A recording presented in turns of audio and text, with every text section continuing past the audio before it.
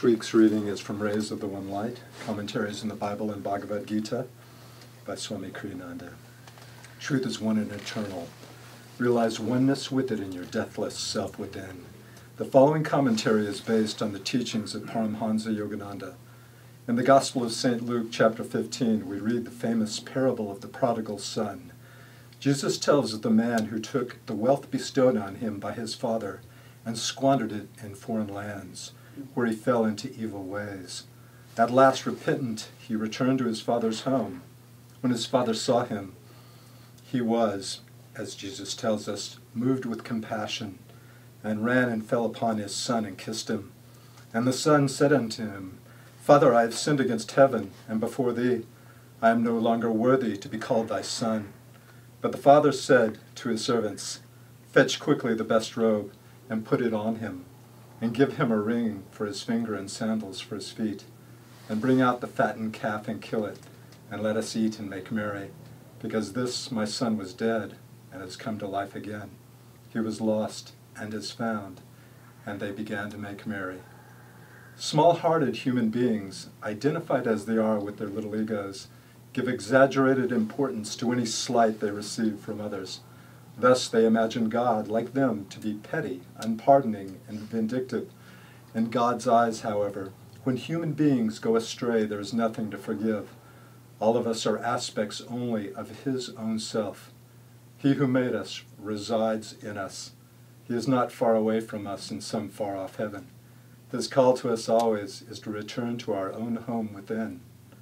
The way of return is described in the Bhagavad Gita in the 6th chapter. Supreme blessedness is that yogi's who has completely calmed his mind, controlled his ego-active tendencies, the rajas, and purged himself of desire, thereby attaining oneness with Brahma, the infinite spirit. Thus, through Holy Scripture, God has spoken to mankind.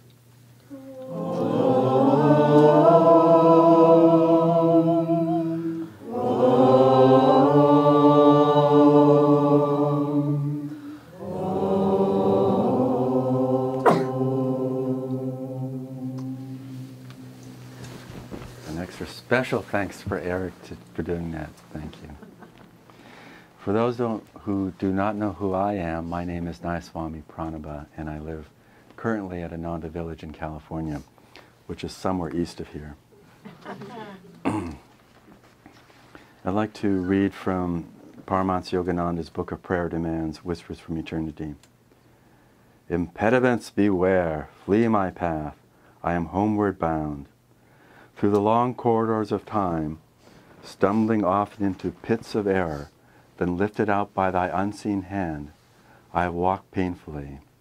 Discouraging darkness, barbed wire fences of habit, stony embankments of indolence, mountains of indifference, oceans of unfaithfulness, sirens of sense longing may stand even now in my path, as if to prevent my onward march to thy palace. But 1,000,000 kingdoms and sextillions of years of unblemished worldly happiness will never tempt me again to turn away from thee. That's it. I don't have to say anything else, you know. So. It's easy, as you can see, both from the reading and the reading from Whispers, how it's quite easy to get off track and to be caught in the snares of delusion, in the snares of Maya, of delusion, that we get caught in those desires, our attachments, and just that whole flow that pulls us out from where we're going. I always remember this delightful little story that I read years ago about this little boy. He's on the counter reaching for the cookie jar, and his mom comes in to the kitchen and says with an alarmed voice, I don't ever want to catch you doing that again. And the boy says, but Mom, you walk so lightly. His point wasn't not to do it again. He caught the point of, I don't ever catch you. He didn't pick up on that he shouldn't do it, just not be caught. It's sort of like the way we fool around with life and the things that happen, that, you know, we sort of get it, but we're still putting, you know, the energy out into those things that draw us into the mess of the entanglement of life itself. And we lose then the direction that really will bring us fulfillment. That second chant that we did, the one that we led us into meditation with, of Yogananda's, captures a nice way of looking at how we as devotees, as yogis, as truth seekers can approach life. That first verse is, I may go far, farther than the stars, but I will be thine always. Well, even when we reach to the stars, which it's indicating that the furthest extreme of possibilities of getting caught in delusion and maya, we still can always hearken back and reflect and emphasize, I still will be thine always, to tune into that divine experience. And then the second verse is, devotees may come, devotees may go, but I will be thine always. Well, if you've been on the spiritual journey at any length of time, you will see devotees come and devotees go. You may find yourself coming and going. And what this is saying, regardless of that, regardless of what happens around us, that we can always center ourselves, anchor ourselves in being with God.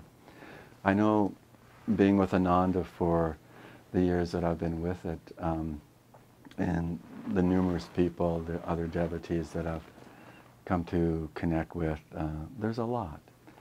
And even for those who've been connected with Ananda Dallas for the years it's been in existence, it's a lot of devotees that have come through here. But I know we established some real bonds, some real friendships, some real connections with some of those people. And yet, they're gone. And you've probably felt this, where there's a little tug, if not a stronger pull, of, you know, but they were so sincere, they were so dedicated, they were so much a part of what the experience of Ananda that I associate with Ananda to be. And they're gone. That does tug on us and sort of pushes us a little bit to the edge. But we can go to the right edge or the wrong edge with that. We can go the wrong edge and feel that we're being pulled away from what we know to be a true experience for ourselves.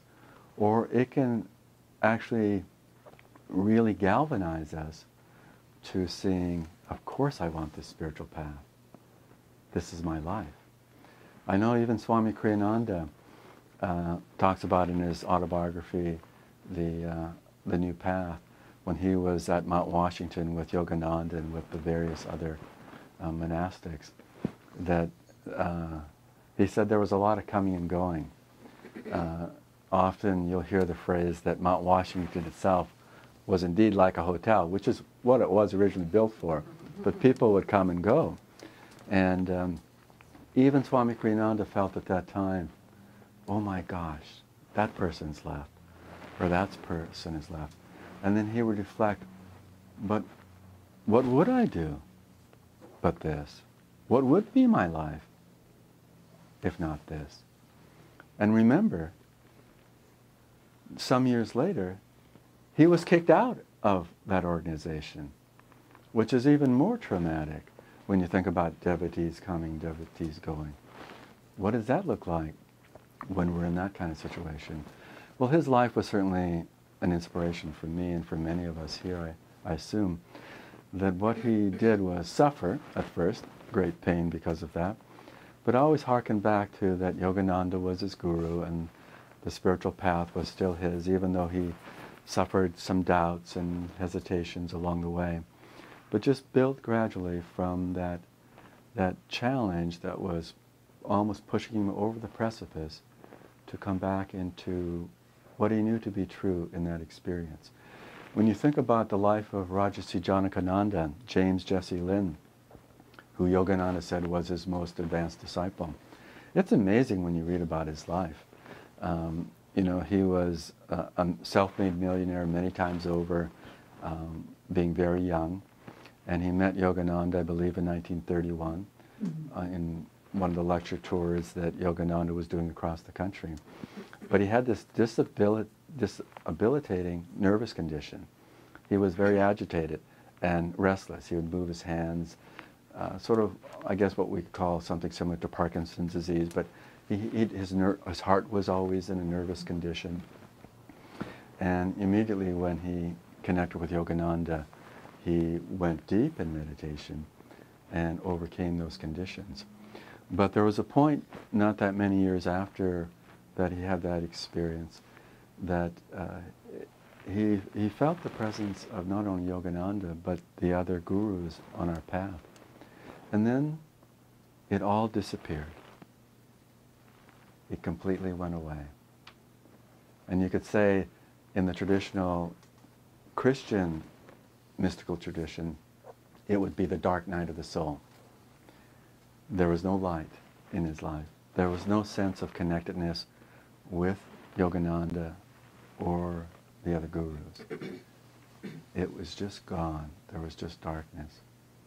But being a great soul, he just went within, and at first he said he just saw this little pinprick of a light that he just focused on completely in that attunement. And in that attunement with the depth of his awareness and consciousness, that grew to be a deep experience. And then the masters came one by one to him, and he went into samadhi. And it was such a beautiful story when I first read it, and continues to be very inspiring that, you know, the tests that we receive from life are given to us as gifts, but we can easily take them as the problems, the burden of our experience. But to know that these possibilities are there, that even when those deep devotees around us come and they go. How many people have seen the Awake movie of Yogananda's life? So it's showing tomorrow night in Austin, so if you haven't seen it, go down there. It must be showing in Dallas probably again, but anyways. 28th and 29th in Portland. We have a retreat facility. It's all set up. But in the movie, for the first time, there's film footage of Swami Dhirananda with Yogananda. And it's an intriguing story because Dhirananda was put in charge of the work at the Ranchi school and in India when Yogananda came in 1920 to America. They were boyhood friends.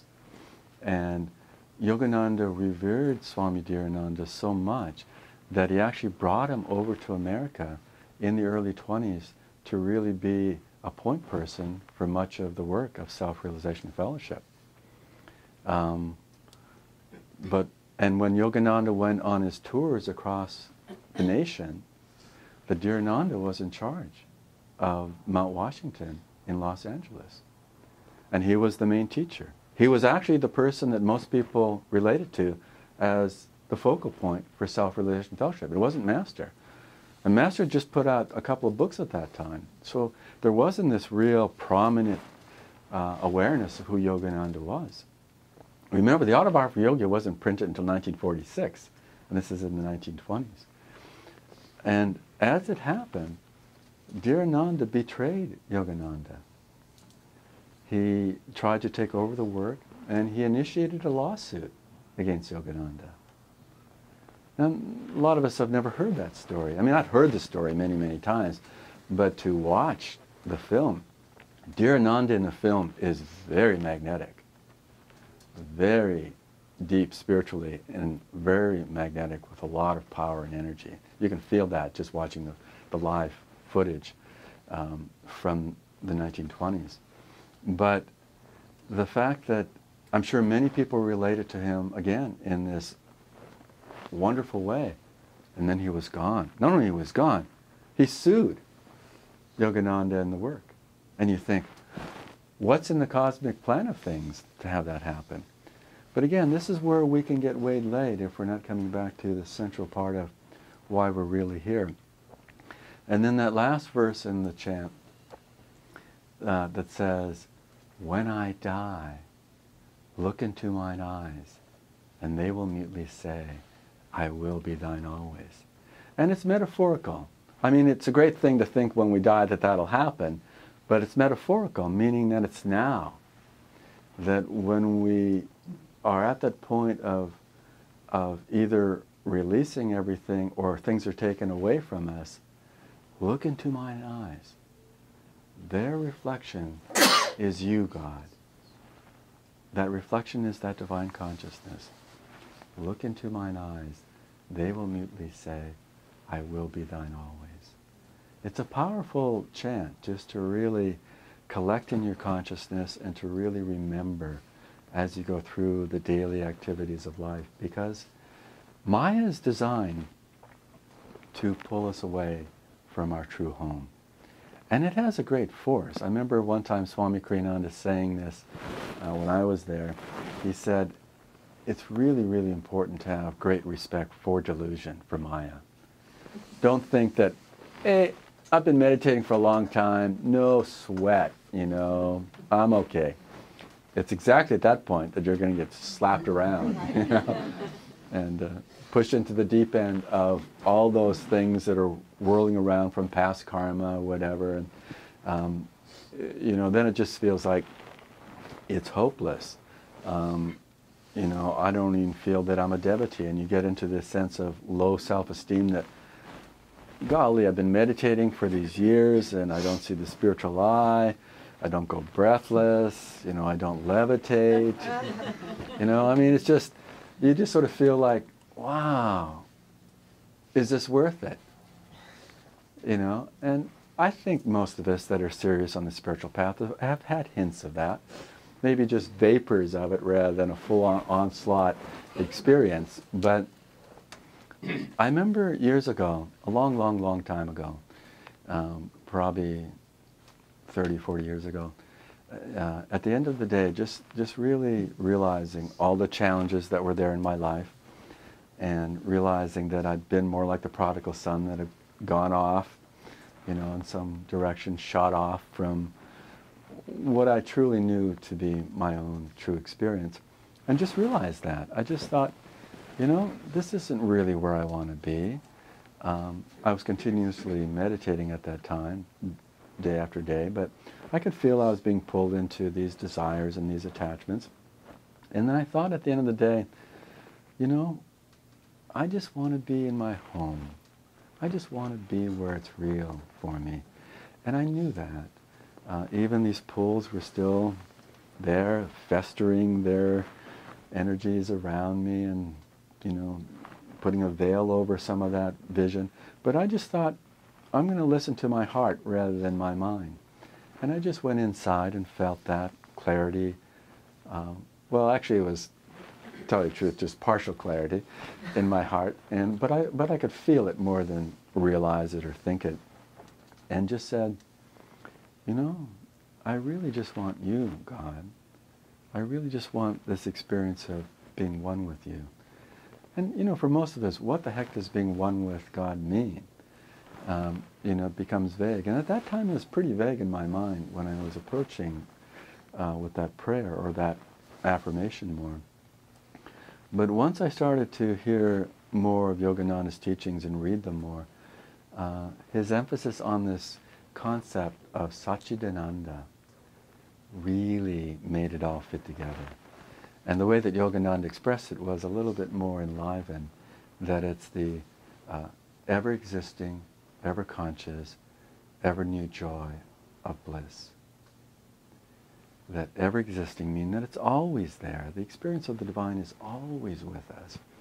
And it's ever-conscious, meaning that if we just open up towards that, then it's always there. It's always an experience in our consciousness. And then more than that, that third part of it, it's ever new bliss. It's ever awakened in us, that bliss. Not just a sense of a little bit of peace, which is radically different than the world of chaos and tension, but much more than that. Much more as an embrace that we just feel all possibilities are available to us. All the experience of all those truth seekers that we've read about in all these spiritual books is our true experience as well. And so the prodigal son is the encouragement that God will never drop us, no matter how messy we make things. The divine is always going to say, come home, And remember, the story isn't just about come home. It's about saying, you're home. I embrace you. You are a gift that you've come back. And God will always allow that experience to not only just say, okay, you're back, great. But really, in your heart, you'll feel this divine embrace that is so loving in that experience. And then the scripture of the Bhagavad Gita takes that encouragement and describes how we can approach it. To come into that calmness, to come into our center, to release the ego attachments, those ego desires, the ego likes and dislikes, and come into the nourishing, nurturing experience where that we really know that to be ours. So there's another cookie story with a young kid. So almost similar, but a slightly different slant. So the boy is grabbing into the cookie jar again, and he grabs 2 cookies. And the mother catches him and says, so what would God think? You know, he's watching all the time. What do you think God is thinking about this? And the boy says, he was actually asking for one of the cookies. That's why I took 2. But you know, when you're that connected with the divine, that is how it works. You know, you're not there and then God's somewhere, but God is there helping you with the cookies. You know? It's just, we find it humorous in a sense because it's so anthropomorphic in a sense that we're making it human. But in reality, that's really how we have the experience. We open up and our hearts aren't separated from the divine love. We are in that divine love. That is who we are. It's not something that we're adding onto ourselves. It's there, and we're really just opening up more. And when the heart's love is that way, we really feel that the precious relationship of a child to a parent without any you know, pressure or, you know, expectations, but just that loving relationship of nurturing in that back and forth presence of the divine really allows us to be in the ever new bliss. That really is our home. And we shouldn't identify that it's not ours, that we're really just these limited beings that are going to be full of troubles all the time. Heck, sure, we're going to be full of troubles all the time, but that doesn't mean that we have to identify that's who we are. And remember Rajasi in this image I said he had to go through. He didn't identify when the darkness came and all the light was gone and the masters weren't there. He just identified with that pinprick of light in the midst of all that darkness. And in that identification was always expansive in movement. And as he had that experience, we too likewise will have that experience. And to tell you the truth, it's not that it will happen, it is happening. We just need to uncover a little bit more. We just need to not even so much affirm. Well, affirmation is powerful and very effective, but more than affirmation, realize. The idea of self-realization. We're realizing the self. And you've probably heard, read the definition that Yogananda gave to self-realization, but close your eyes and we'll end with this. But feel it not as an affirmation, but as your reality. That self-realization is the knowing in all parts of body, mind, and soul that I am now in the possession of the kingdom of God, that I need not pray that it come to me, that God's omnipresence is my omnipresence, and all I need is to improve my knowing. So let's improve our knowing and take a moment of meditation.